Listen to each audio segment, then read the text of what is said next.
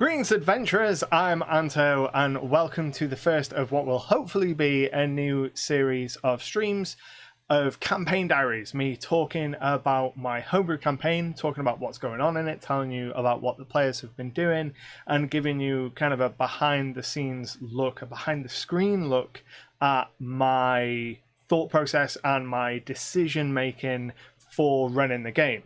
This first episode is going to cover the kind of steady state world of the setting as it stands, the session 0 and the first session of the game. I'm going to start off by kind of setting the scene for what is the cursed sands of Ashk.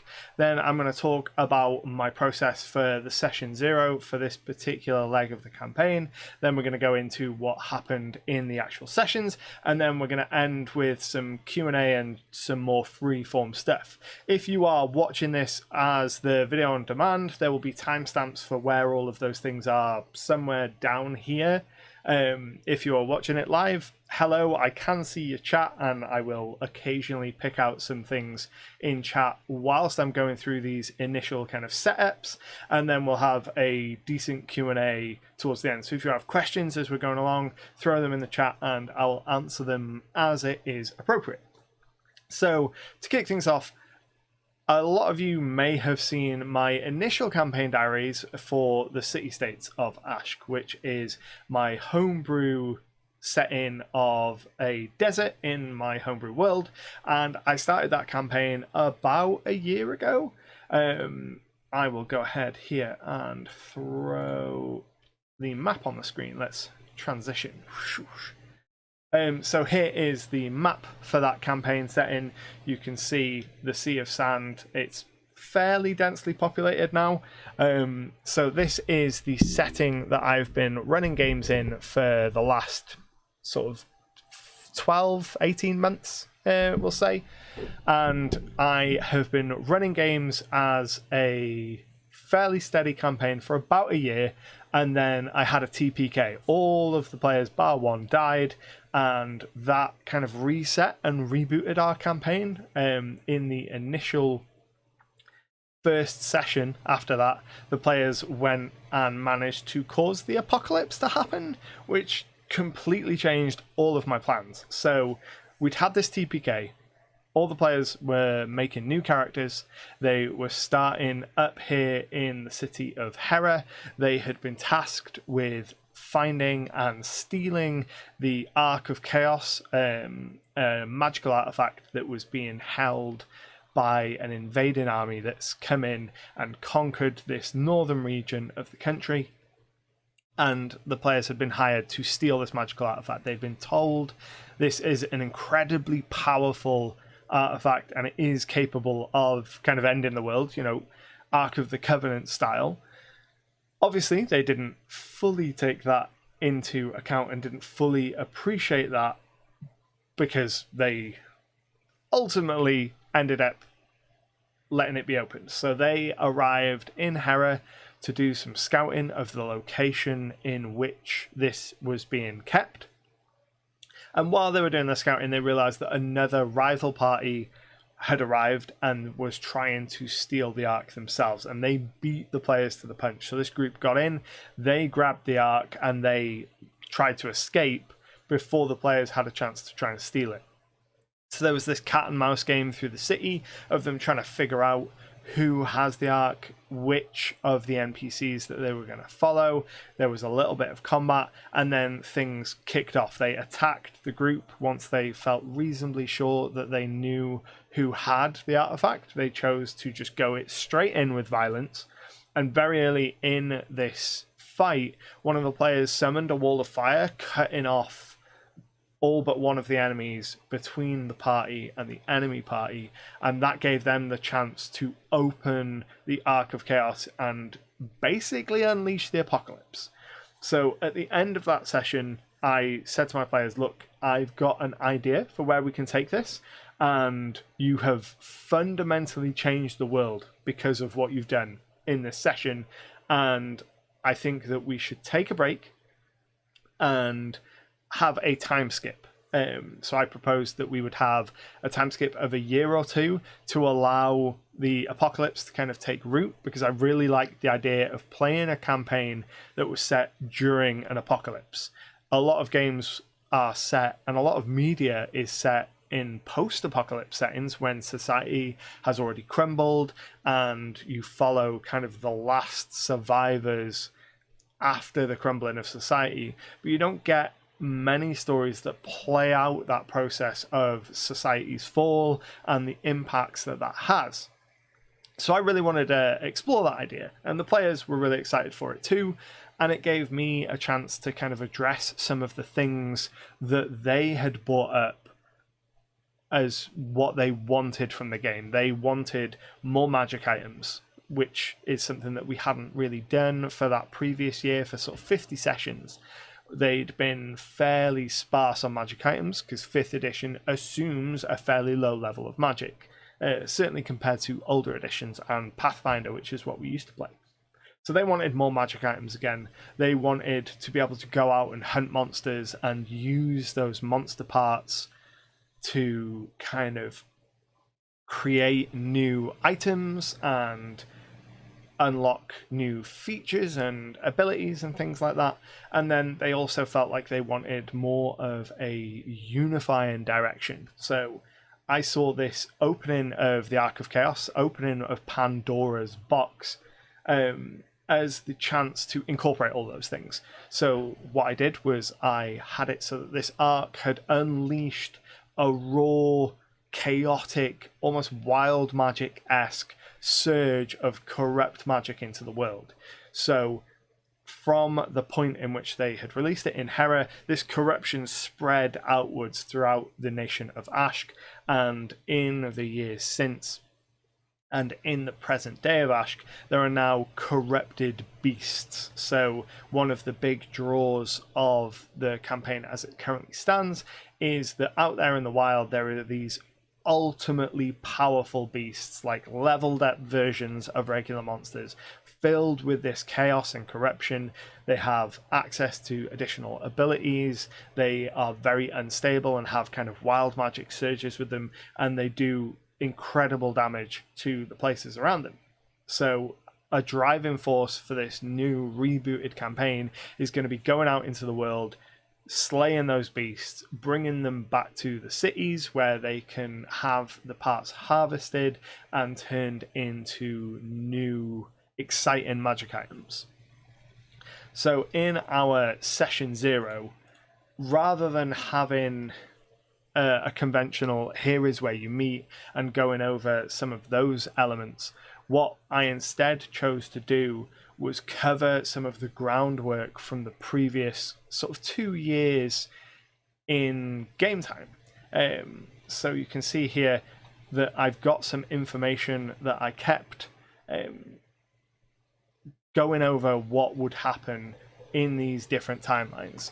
So I said to the players, I got them to roll to determine roughly how long it had been. I think I got them to roll a d4 for 1 to 4 years, or I had it in batches of months, and I had written out kind of big tentpole events for the things that could have happened in that interim period. So one of the things that happened was a city up in the north here, Kabaz. That city is just totally taken over. Part of the history of that city is it is notoriously peaceful and they would throw their gates open to anyone. So that was just completely steamrolled by an invading force of kind of corrupt beasts.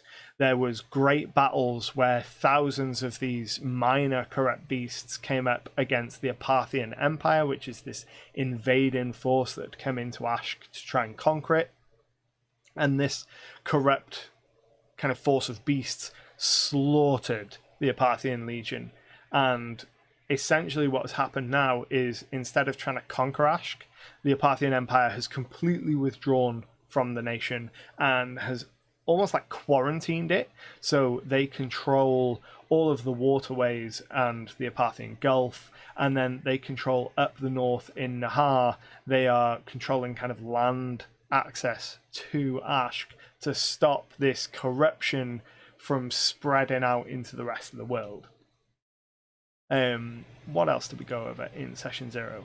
We also covered that some devils had arrived in one of the cities. So in the city of Jabal over here, this is a city that I have done some work with in streams, with folks in streams to kind of collaboratively world build here. If I jump into the map, I worked with the folks in the live streams to develop some of these locations, and one of the locations is a great tower, a relic from the age of the gods, an old waypoint that's been hollowed out and turned into like a giant Mega City 1 style tower block. And at the top of this, there is a magical chamber that is being protected by a Deva and some Celestials.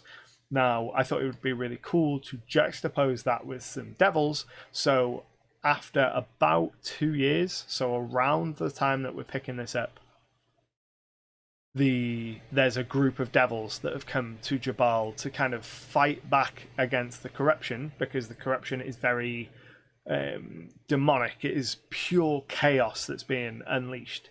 So these devils see Ashk as kind of a mini battleground for the blood war on the material plane almost. You know, you've got these corrupt demonic beings that are being born or bringing in to this region. So the devil's like, we're going to come in there and we are going to stop that. So in our session 0, a lot of what we went over was what's been happening in the kind of 2 years since the Ark has been opened. So I really wanted to emphasize how dangerous the wilds had become. So in the city-states of Ashk, which was the previous version of this campaign, I'd said that the individual city-states, so like Hera and Kabaz, Jabal, all of these locations, they were the safest places, but that didn't really come across to the players all that much, and that's something I really wanted to change with this. I really wanted the wilds, the sea of sand, the distances between these city-states to feel really dangerous. So I described how in those 2 years, travel between cities has become very dangerous. Trade between cities has become much fewer and far between because people are attacked by corrupt beasts on the road, and trade routes have become much less secure. A lot of the military might has kind of isolated itself into these cities, and in its place has kind of been born this new class of citizen called hunters. So that is what our adventuring party is. They're a group of hunters, and their job is to go out into the world, hunt the chaos beasts, the corrupted creatures, and make the world a little bit safer. So that is kind of the general pastime and occupation of a lot of adventurers in the world now. They've gone from being kind of treasure seekers more to monster hunters, and it's a bit of a monster hunter world situation going on. And one thing that I wanted to do in that session 0 was really connect the players to the world. So the way I did that is I figured we're starting at level 8, picking up from where we left off when we had the TPK. They were level 8, so we're carrying off on the same level. They've been in this world for a couple of years now to allow that time to progress and the world to decay into this new kind of chaotic state. I wanted them to have the chance to have fought some creatures and to have done some impressive things in that time period. So a lot of our session 0 was actually coming up with what monsters they had fought. So we rolled on some tables, on some fiends and other monsters to figure out what the most notable creature that each of them had fought during that period of time. So if I go in here, so one of the PCs had fought a howler, another had faced a rot troll, one had faced an Armonite, the kind of chaos centaurs, one had fought a corrupted sword wraith, and one had killed one of the lonely. I think they're from Morden Canaan's Tome of Foes, really gross looking things. And you can see here that sort of 18 months into this apocalypse, the Parthian Empire has abandoned their conquest after thousands of their troops are slaughtered at the Battle of Tyre, and they're killed by these Kruthic beasts, these gribbly monsters. And a lot of that first session was really hammering home how much the world had decayed, because the players have been playing in this setting now for over a year, and they'd become really used to how things were in Ashk, and I really wanted them to get that before and after comparison. So let's go ahead and introduce the players to you, who the player characters are. So we start off with Poe. Poe is a Fire Ganassi sorcerer of the Draconic sorcery bloodline, and he is a noble from the city of Brass on the Plane of Fire. He's actually the son of the Sultan of the city of Brass, and he and his sister fled the city of Brass after stealing some artifacts from their father's vault. They ended up having to flee the city of Brass, and Poe was actually there when the Ark of Chaos, when Fadwa's Ark was opened and the apocalypse was caused, which means that he has a deep connection to that part of the world. He's one of the few people that actually knows what happened on that day, along with two of the other current party characters, the first of which is a Simic hybrid called Peng, and she and her brother Ming, they started life as part of a strike team in service to a mind flayer. So they were on board a Nautiloid ship, and they would go and kind of steal people for the mind flayer's experiments.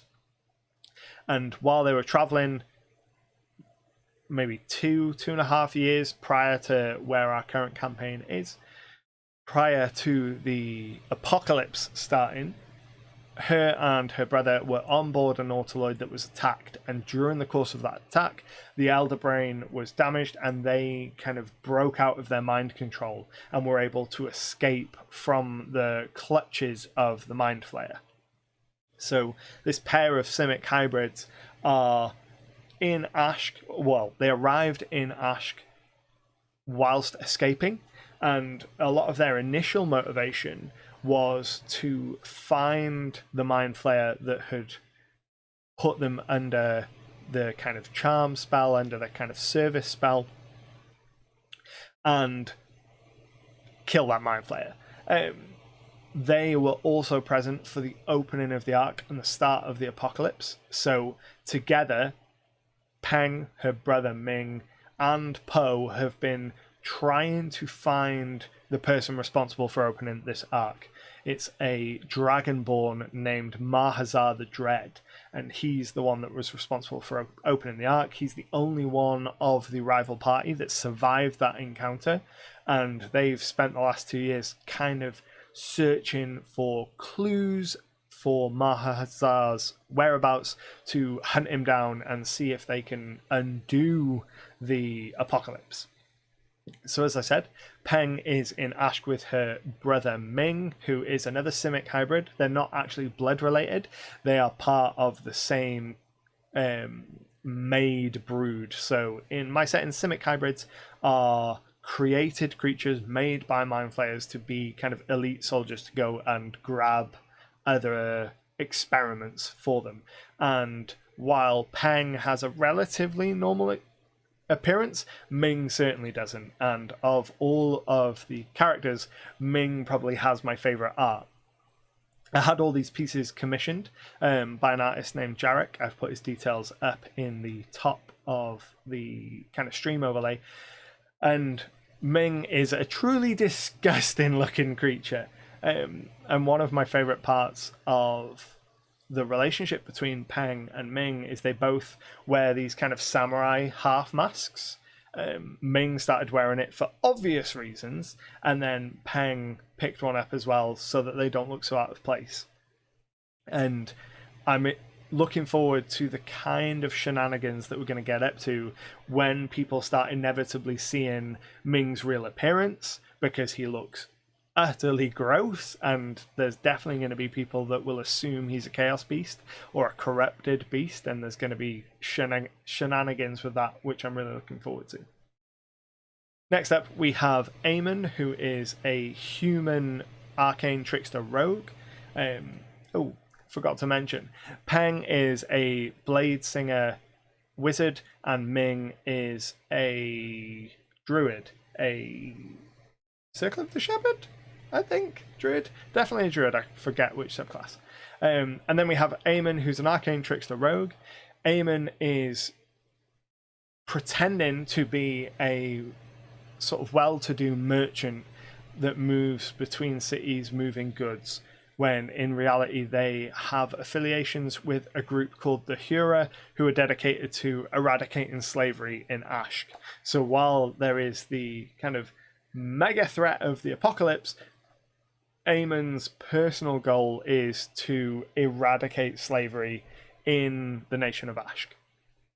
And then finally, the fifth member of the party is Aeger Aster. Now, Aeger was the Queen of Valeroth. Now, Valeroth is another location in my campaign setting, and I'll go ahead and show you Valeroth. So Valeroth is where our last campaign took place, and as a result of that campaign, Valeroth ended up getting blown up, essentially, and turned into a whole cluster of islands. And Aeger is the former queen of this region.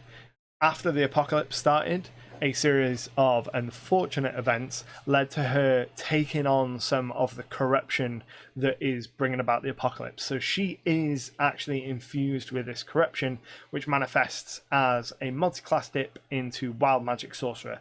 She is a paladin with that multi-class wild magic sorcerer dip for those wild magic surges to represent the kind of corruption exploding out of her. Not many people know that about her at the moment. Only one of the other characters, Aemon, is aware of her corruption, or aware that she has some kind of dark power, and no one's currently aware that she is a former queen. So our first session, if I go ahead and jump back into the Ashk map here, when I spoke to the players in our session 0, I asked them where they wanted to start their campaign. I gave them the map and said, what's a location that particularly interests you? And they chose the city of Kadim, which was super fortunate because I just happened to be working on the city of Kadim for SideQuest for that month. So I was making the map and developing a lot of information for this location before they chose to go there. So they wanted to go to Kadim, which is the city of mages. It is the most magically potent city in all of Ashk. And they wanted to come here and take advantage of that magical presence. So there's a bunch of different schools of magic over in Kadim, and there's magic item shops, and there's artificers guilds, all these kind of things that they wanted to take advantage of. And one of the things that I wanted to incorporate, because the players had said that something that they wanted to do was have a lot more monster hunting style of play, is like a hunting lodge. So a place where someone can say, we've spotted this beast, we'll give you 500 gold to go out and slay it, and they can pick up jobs like that. So we decided that the first session was going to be them picking up a job. And I knew that they wanted a lot more magic items in this kind of rebooted campaign. So I asked them to list what magic items they would want in order of preference, so that I could have a look and see if there was a beast that would match that. As it happened, almost all of the characters wanted cloaks of protection, because why wouldn't you want a cloak of protection? So our first session saw them picking up a contract to go out into the wild and slay and bring back proof of having killed a giant corrupted beast. Let me grab a drink here real quick.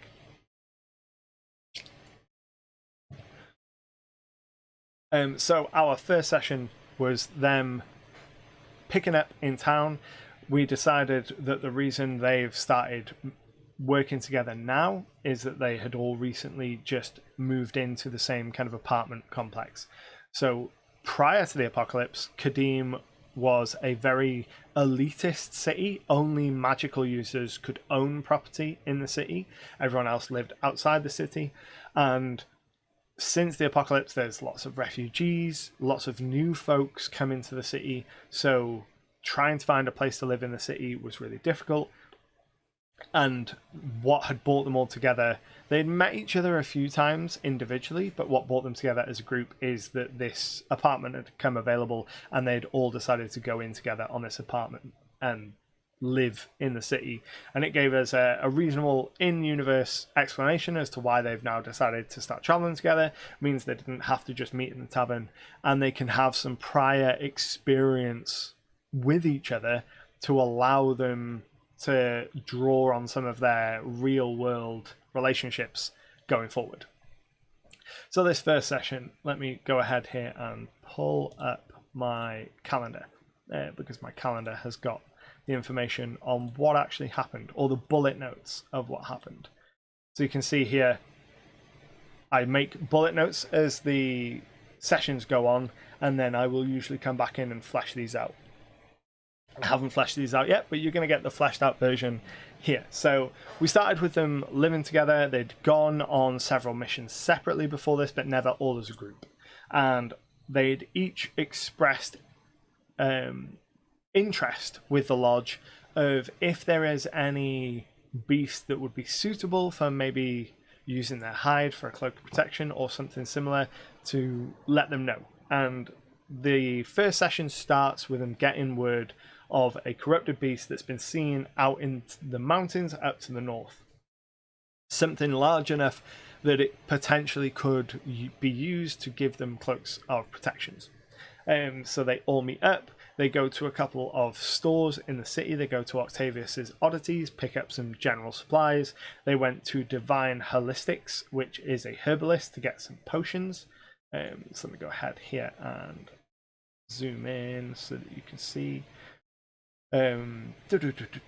So their apartment is here, and then the general store that they went to is down here, and the herbalist is up here. So they picked up some different supplies, and then they went to the stables just outside the city and picked up some camels. Eamon picked up his cart, which he'd used his starting gold on, and then they bought some camels and headed off into the north. Once they'd spent a couple hours traveling north up into the mountains, they came across a series of corpses. Eamon used his familiar, his raven, and used his abilities to look through the eyes of the raven and kind of scout the area out. And he was able to spot the beast up on a plateau above them. Let's go ahead and click to this. So Eamon is able to spot the beast using his senses through the raven, and he sees that the beast is on this like raised plateau above a narrow gully, and the gully is filled with corpses, presumably of other hunters that have come and tried to kill this beast. And Eamon can see that the beast is moving towards the gully and that they've got a chance to set up an ambush.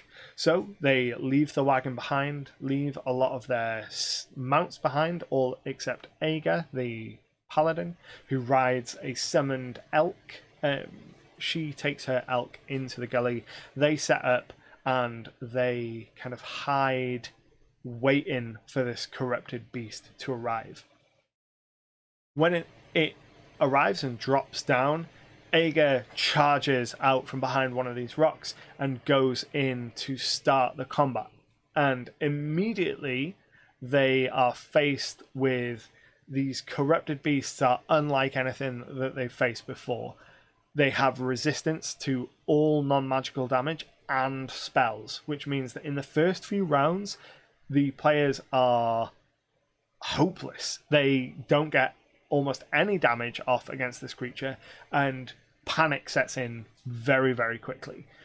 So once it's clear that no one in the group is really doing any damage, they really start to panic. They start throwing out some really big spells in the hope that they'll be able to take this thing down quickly, but that doesn't work.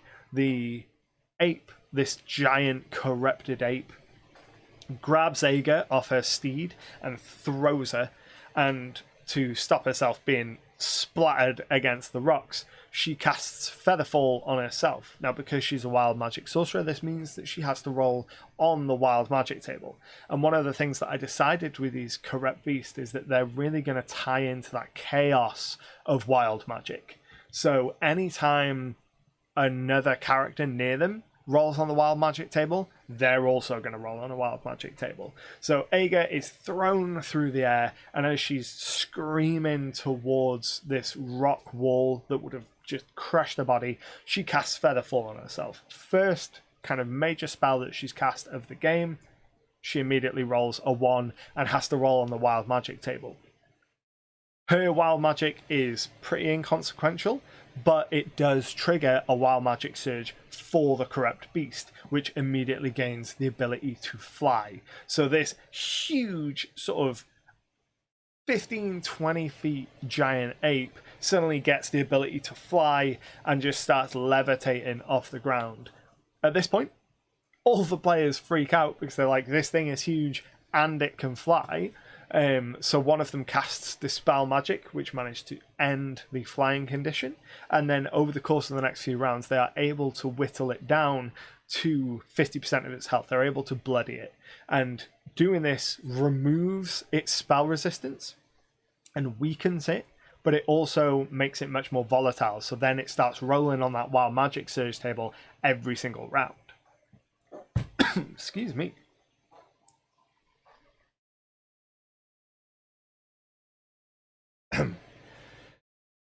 So a few rounds later, it gets the ability to have spell resistance come back,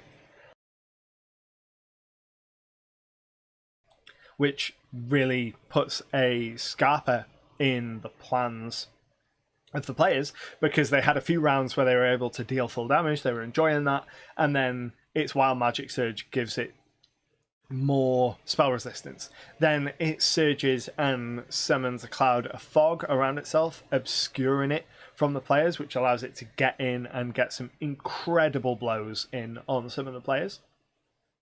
And then they manage to get it down to about 25% HP, at which point it tries to flee. It climbs up onto this plateau and attempts to run.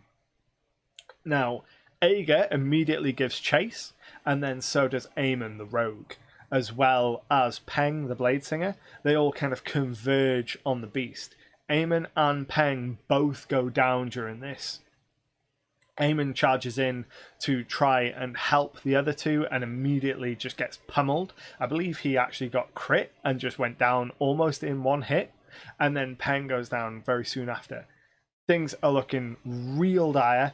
Ager is the only one left in melee range with this creature. She is sort of halfway to being dead. Her two companions are unconscious on the floor. Poe, the draconic sorcerer, he's miles away because he chose to get as far away from the creature as possible during the ambush, and he spends most of the fight kind of running a little bit forward and casting fireballs, or running a little bit forward and casting other big spells in the hope of trying to bring this creature down. And during all of this, he's desperately trying to climb up the cliff to this plateau, but he's got no strength. He's got no ability to climb. So he's just at the bottom of this plateau, just hearing his friends being absolutely decimated. The clutch moment came when Ming, the party druid, used Wild Shape to turn into a Quetzalcoatl, the giant flying dinosaurs.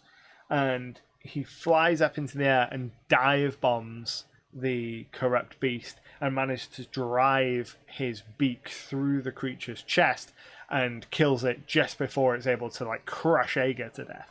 So they are saved from the jaws of death. Peng and Eamon are both unconscious. They manage to stabilize and get up, but they are exhausted because my homebrew rules, every time you go down, you gain a point of exhaustion until you long rest that off. So they are pretty battered at the end of this fight. And they immediately argue that they should take a short or a long rest here. They should rest up, regain some of their abilities before they try and take this carcass back to the city. But Peng, being a wizard and being fairly knowledgeable in the multiverse and the planes of existence, warns them that they've heard rumors of creatures that are drawn to these bursts of chaotic and corrupt magic, and that there are creatures known as void screamers that live beyond this world that will tear their way into the material plane, kind of sniffing out powerful magic so that they can scavenge battlefields. And Peng tells them that under no circumstances are they going to be able to stay and rest at the site of this combat where those discharges of powerful wild magic have taken place. They're going to have to load the creature onto the cart and get away from here before they can rest. So they do that. They struggle to load the massive corpse of this corrupted giant ape onto their cart, and they ride it back towards the city of Kadim. On the way, they see several hunters that are on their way to try and find this beast and realize that our heroes have already beaten him to the punch, so they turn around and head back towards the city.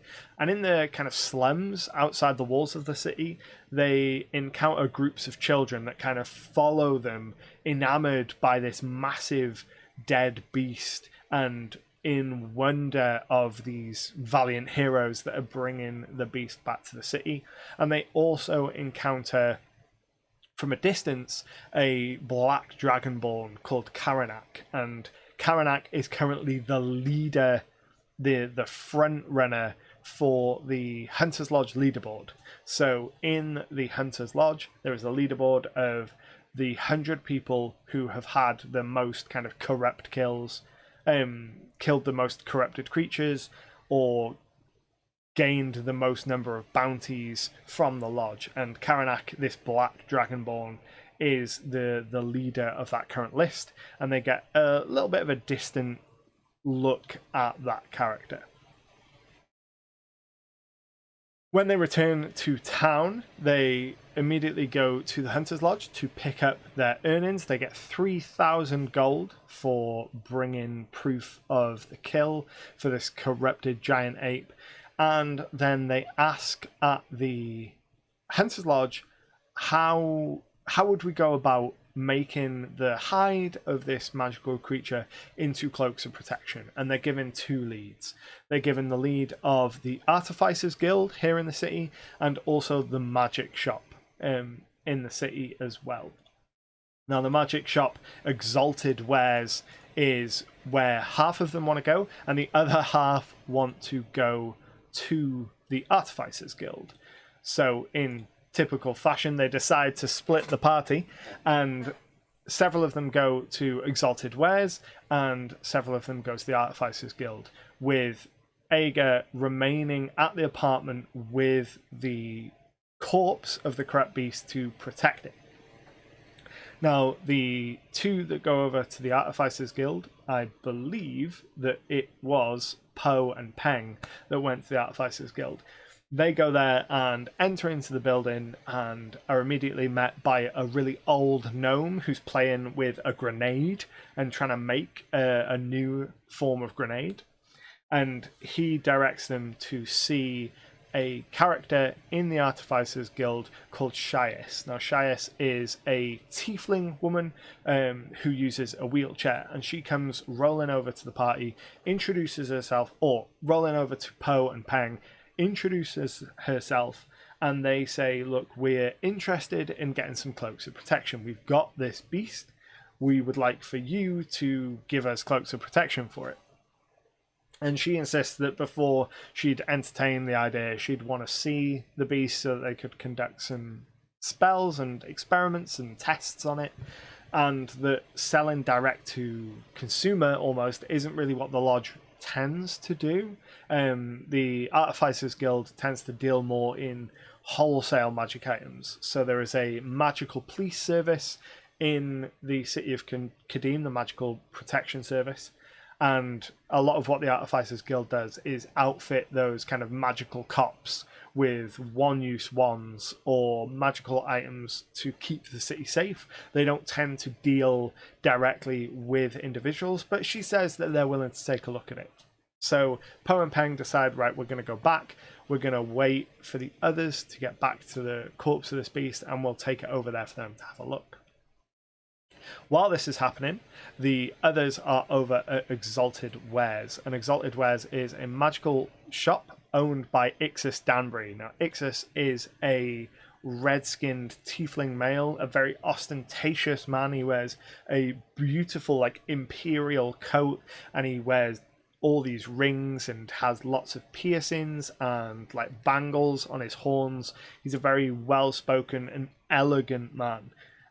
When they arrive, they open the door into his shop. A little bell goes off over the door and sets off a series of wind chimes that carries this kind of beautiful chorus into the store. And then from behind a kind of starry veiled sheet into the back room, he emerges and asks what they want.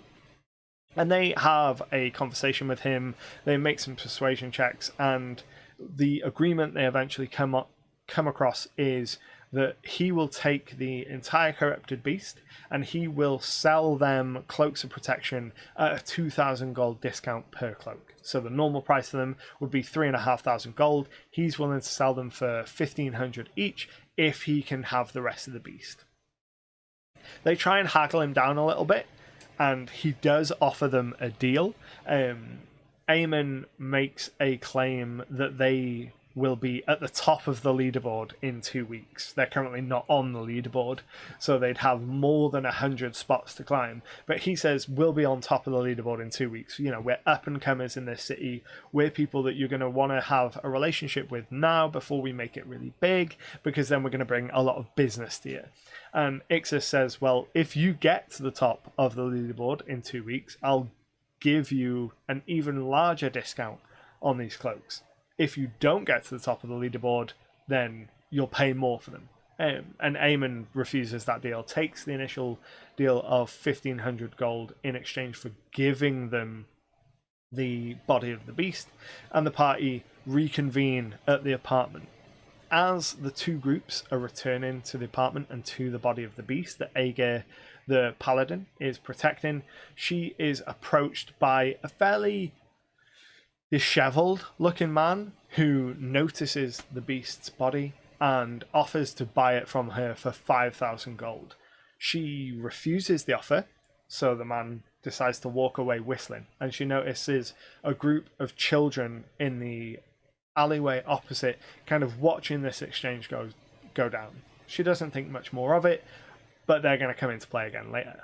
So the party reconvene. They take the body of the beast over to the Artificers Guild, where they meet a Warforged who analyzes the beast and confirms that it is indeed a corrupt beast, that it still has magical properties, but the deal that the Artificers are willing to give them isn't as good as the one that Ixus Danbury is offering them from Exalted Wares, so they decide to take it to him. They take it back across town to him.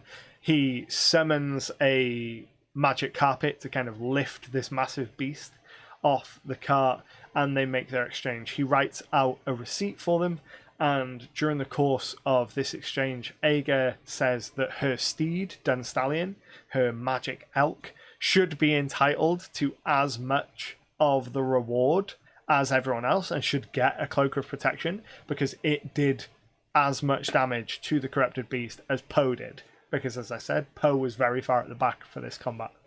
The party kind of have an argument over whether or not this mount deserves a cloak of protection and whether or not it has as much of an impact on the battle as one of the actual party members.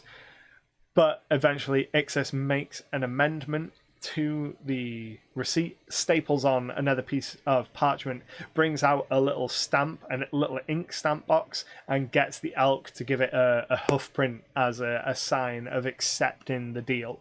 So he tells him it'll take him about 15 days to make all of these cloaks, so they've got a little over 2 weeks to earn the money necessary to be able to afford these cloaks. They currently don't even have the 1,500 they need to be able to buy the cloaks, but they've got a little bit of time to go out, get new contracts, slay new beasts, earn new money other ways.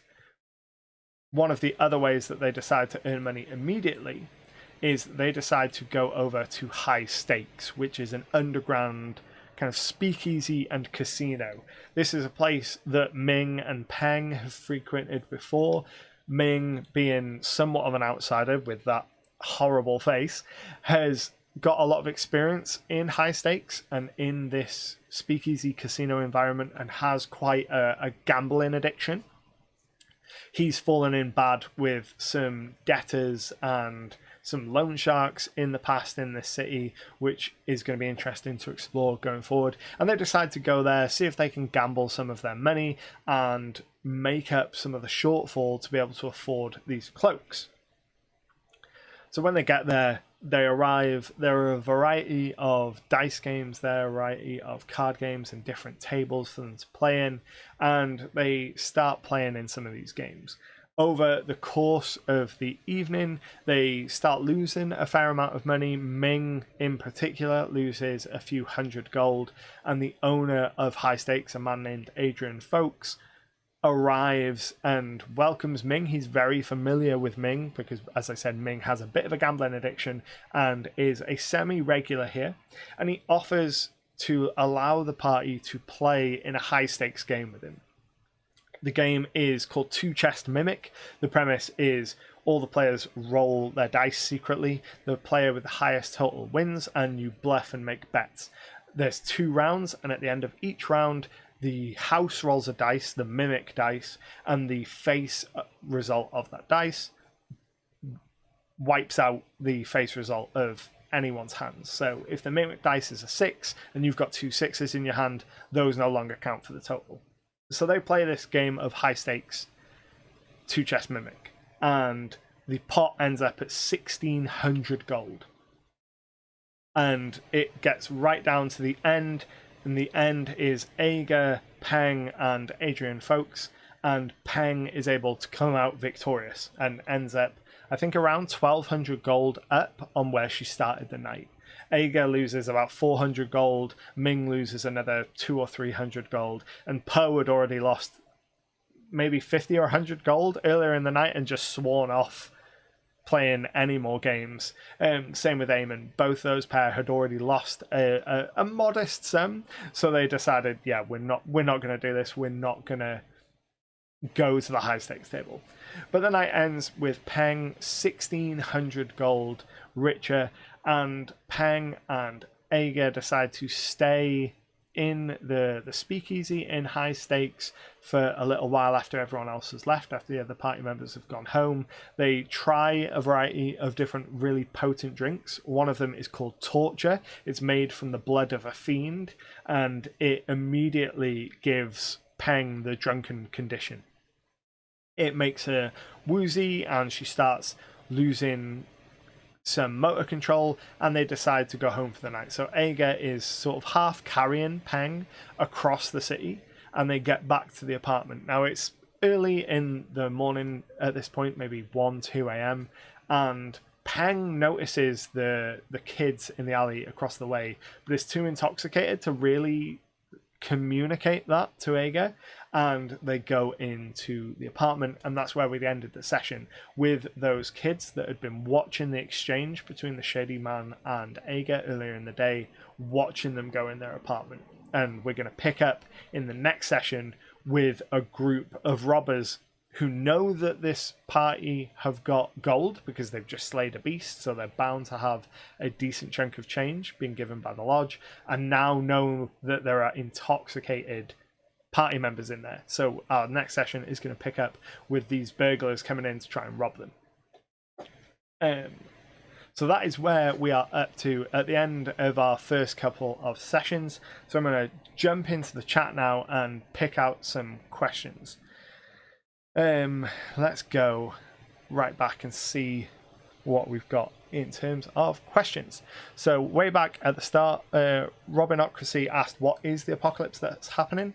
It is the Ark of Chaos has been opened, and it is a very biblical apocalypse. So in the initial days, plagues of insects, floods, and a general corruption of the land. The corruption is the common term for it. It manifests very much like wild magic a lot of the time. It alters beasts and creatures and monsters to be more powerful and more ferocious, and gives them new abilities, and it can drive people mad. Let's go and scroll through. I know that Eric has already gone, but in case he watches the VOD, thank you very much for the donation, Fry Minis. I very much appreciate it. Let's go and check what anyone else has said. So if you've got questions about the setting or the campaign, throw them in the chat and I'll catch up with them now. Double Crit Fail says, I love the map. I'm assuming the icons link to more information about the location. That's exactly what they do. And yeah, it's all built in Legend Keeper. The map, this particular map is Incarnate. The world map was made with Wonder Draft. Let's keep going and see what we've got.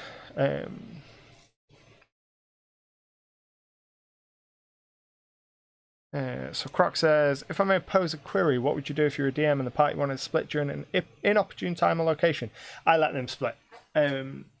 I know that the conventional wisdom is don't split the party, and most of my players, well, at this point, all of the players should be experienced enough.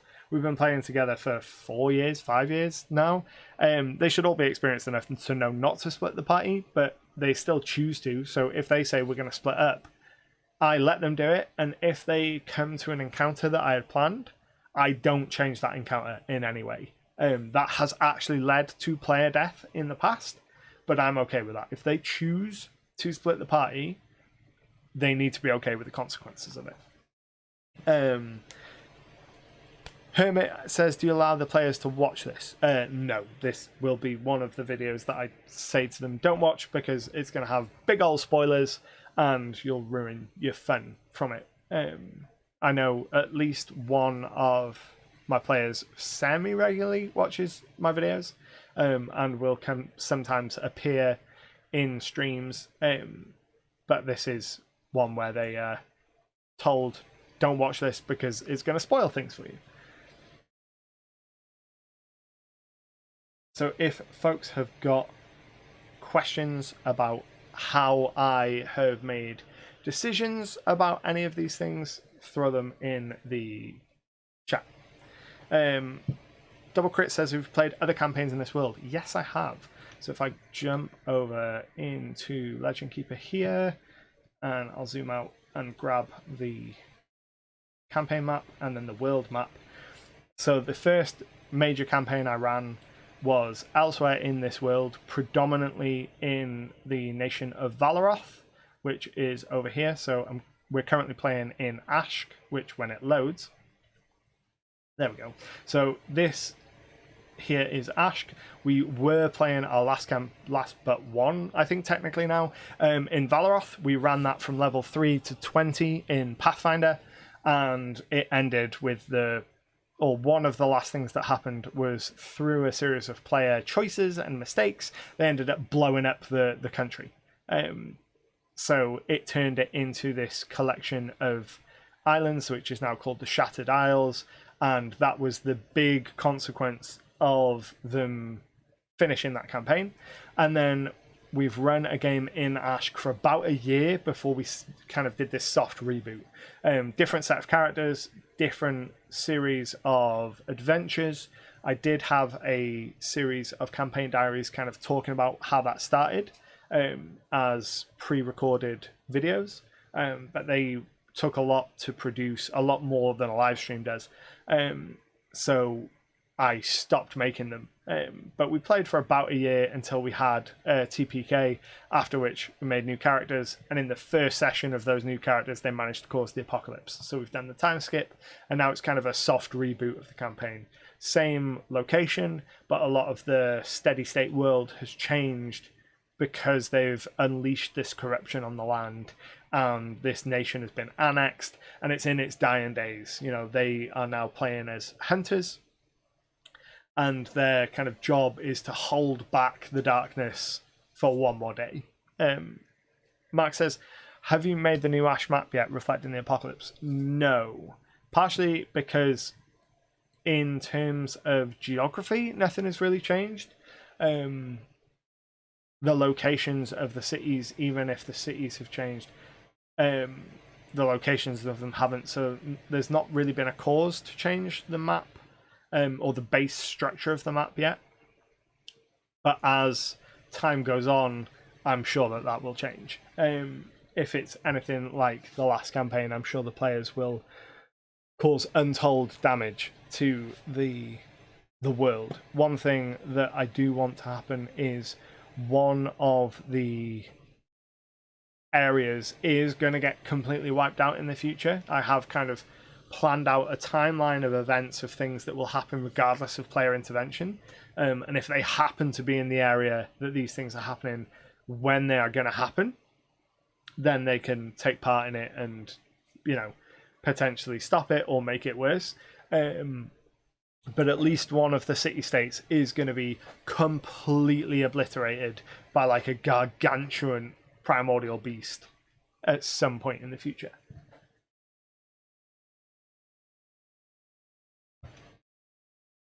Where are we? We are coming up to the hour. So we'll go for maybe 5 more minutes. So if you've got any more questions, go ahead and throw them in the chat and I will answer them before we end. Double Crit says, how do you plan big background events in the world?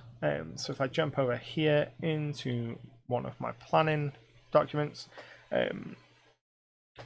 so far what I've done is a table of events of things that will happen in a big scale. So 18 months into it, I knew that the Parthian Empire would abandon their conquest. So if the players, when they'd rolled to see how far time had advanced, if they'd rolled under 18 months, the Parthian Empire still would have been involved and they would have witnessed that withdrawal firsthand. 2 years, the Devils arrive in Jabal. That's something the players have heard about but haven't witnessed yet. And then 3 years, the encampment at Nahar is going to be abandoned because this Zaratan is going to burst up out of the ground and completely decimate it. And then after 4 years, Kabaz is just going to be gone. A force of cultists led by a Demogorgon is going to attack Kabaz. I very much doubt the players would be there for that. If they were, they would be able to try and stop it or get involved with that. But currently we're sitting at the 2 year mark, so these events haven't happened yet, but it gives me an idea of really big things to go on in the background when the players are adventuring. So what I will usually do is, for more small scale background things, I have a calendar, which is just a table broken down by months, and it's what I use to track what my players are doing and different events, and then I can track into the future, so I can make a note that the Cloaks of Protection are going to be completed on the last day of this month. And when there's going to be big background events, so for example, let's say during this burglary they happen to burn a building down and kill someone really important, and that causes a domino effect. I can track when those dominoes are going to start to fall in the future, and then as the players approach it, I've got that heads up for myself.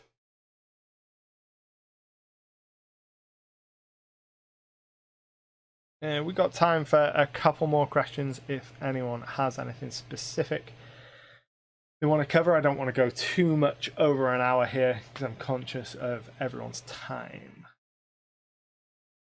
So we've got time for 1 or 2 more questions if anyone's got them. This is going to be an ongoing series where every session or 2, depending on what happens in the sessions, I'll jump into a stream and kind of cover the events that have happened and talk about the behind the scenes decisions for them. At the moment, there's not a huge amount of more of the behind the scenes kind of stuff for that first adventure to go on, because I don't have any of their actions to base it on. But as they make more choices in the world, I'll have more to play off.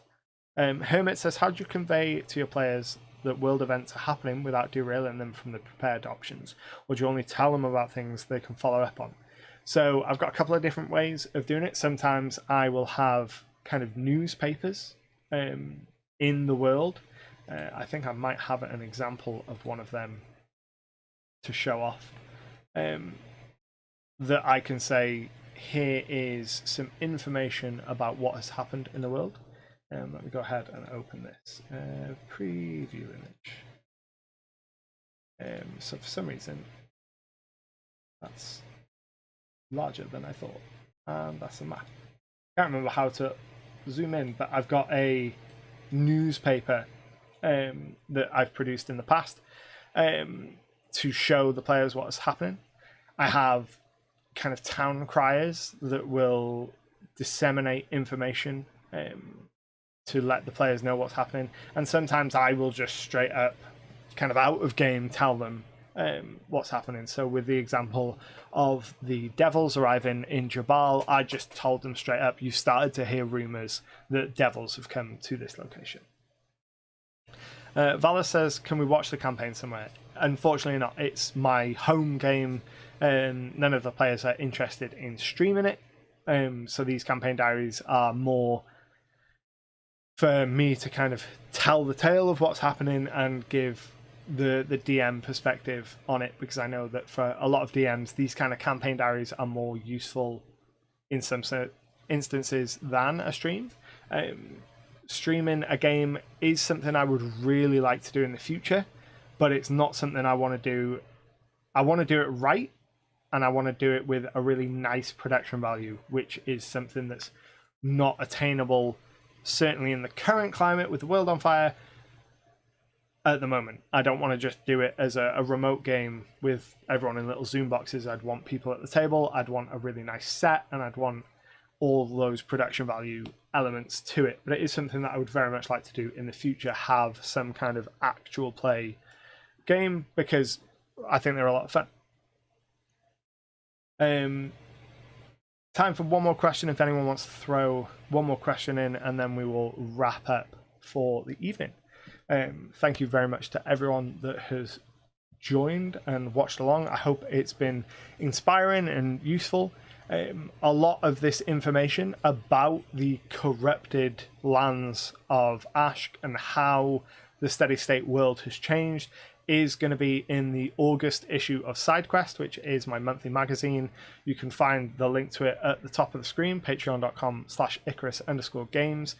I put that out every month, and the August issue is going to cover a lot of my more granular behind the scenes thinking of what approaches I took for making a world in the midst of an apocalypse, as well as some hard mechanics for that corruption.